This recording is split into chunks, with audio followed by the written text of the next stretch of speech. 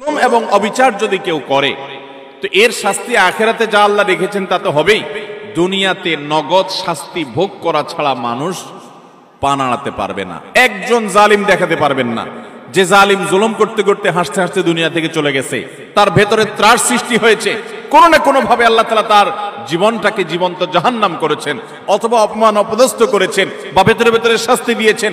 এই শাস্তি ভোগ করা ছাড়া কোনো জালিম যেতে পারে না। এই জন্য ভাইরা আমার, দুনিয়ার জীবনে আমার কারোর প্রতি যেন কোনো জুলুম না হয়, কোনো অবিচার না হয়, গায়ের জোর যেন আমি না দেখাই।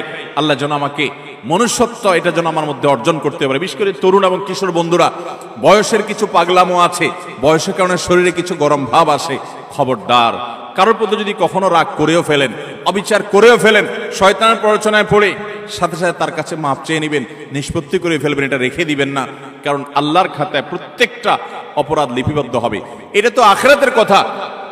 আজ আমরা যেটি বলছি তা হলো নবী করিম সাল্লাল্লাহু আলাইহি ওয়াসাল্লাম বলেছেন আখিরাতের যে শাস্তির কথাটা তো আছেই, কিন্তু কারোর প্রতি যদি কেউ জুলুম করে, দুনিয়াতে আল্লাহ রাব্বুল আলামিন তাকে সেই জুলুমের শাস্তি প্রায়শ্চিত্ত তাকে দিবেন, এর মুখোমুখি তাকে হতেই হবে। আল্লাহ তাআলা আমাদেরকে জুলুমের মতো এই পাপ অপরাধ থেকে বেঁচে থাকার তৌফিক দান করুন।